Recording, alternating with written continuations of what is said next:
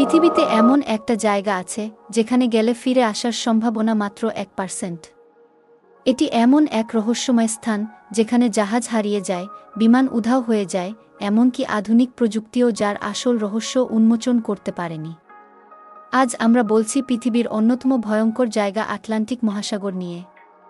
Greek পুরাণে বলা হয় দেবতা অ্যাটলাস এই বিশাল আকাশকে তার কাঁধে ধরে রেখেছিলেন, আর তার নামেই এই মহাসাগরের নামকরণ।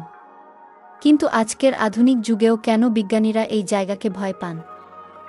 কেন এখানে হারিয়ে যায় শত শত জাহাজ ও বিমান?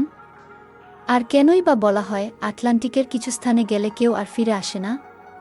আজ আমরা একে একে উন্মোচন করব আটলান্টিক মহাসাগরের ভয়ানক কিছু রহস্য, যা জানলে আপনারও গায়ে কাঁটা দিয়ে উঠবে। প্রথমেই জেনে নিই আটলান্টিক মহাসাগর আসলে কত বড়। পৃথিবীর দ্বিতীয় বৃহত্তম মহাসাগর এটি, যা দেখতে অনেকটা ইংরেজি এস অক্ষরের মতো। এই বিশাল সমুদ্রের পানির রং অন্যান্য মহাসাগরের চেয়ে আলাদা, অনেকটা সবুজ।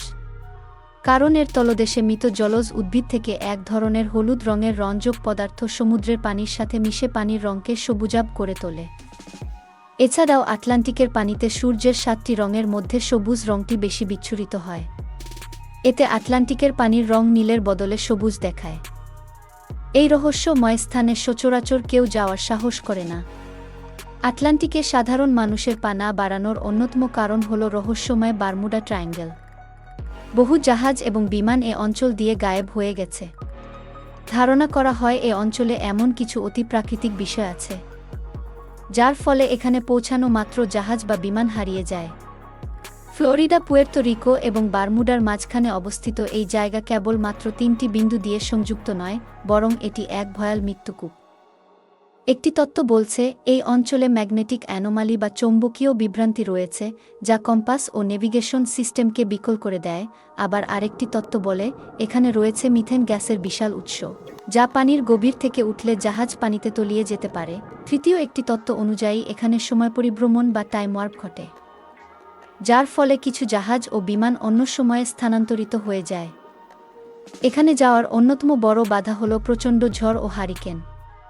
গ্রীষ্ম ও শরৎকালে আটলান্টিকের পশ্চিম অংশে ভয়ানক হারিকেন তৈরি হয়, যা দ্রুত গতিতে ধেয়ে আসে। 2005 সালের হারিকেন ক্যাটরিনা, যা লুইজিয়ানা রাজ্যকে প্রায় ধ্বংস করে দিয়েছিল, সেটিও আটলান্টিক থেকেই সৃষ্টি হয়েছিল। 1991 সালের দ্য পারফেক্ট স্টর্ম, যা 100 ফুট উঁচু ঢেউ তৈরি করেছিল। ঘূর্ণিঝড়গুলো সাধারণত উপকূল থেকে বিস্তৃতি লাভ করে পশ্চিমে ক্যারিবীয় সাগরের দিকে ধাবিত হয়।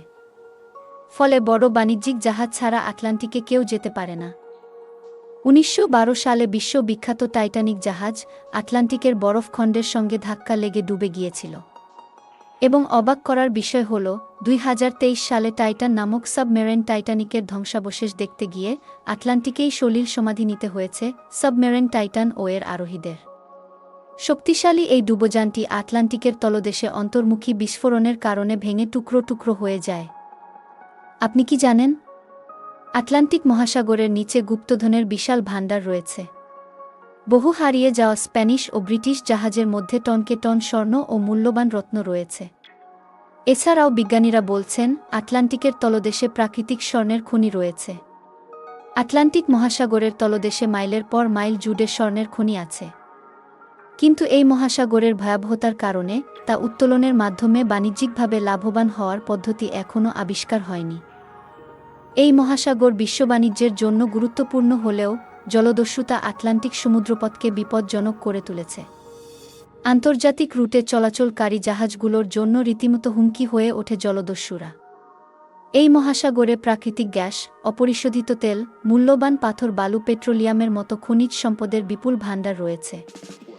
প্রাকৃতিক এ সম্পদ তীরবর্তী দেশগুলোর অর্থনৈতিক উন্নয়নে অবদান রাখছে। আটলান্টিক মহাসাগর শুধুই এক রহস্যের নাম নয়, বরং এক ভয়ঙ্কর বাস্তবতা। এই মহাসাগর রহস্যময় বারমুডা ট্রায়াঙ্গেল, শক্তিশালী হারিকেন, চৌম্বকীয় বিভ্রান্তি ও প্রচুর গুপ্তধনের কারণে সব সময় বিজ্ঞানীদের আগ্রহের কেন্দ্রবিন্দু হয়ে আছে। তবে প্রশ্ন থেকে যায়, এই মহাসাগরের সব রহস্য কি আমরা কখনোই জানতে পারব না? নাকি ভবিষ্যতে বিজ্ঞানের উন্নতির সঙ্গে সঙ্গে এই ভয়ঙ্কর জায়গার আসল সত্য উন্মোচিত হবে?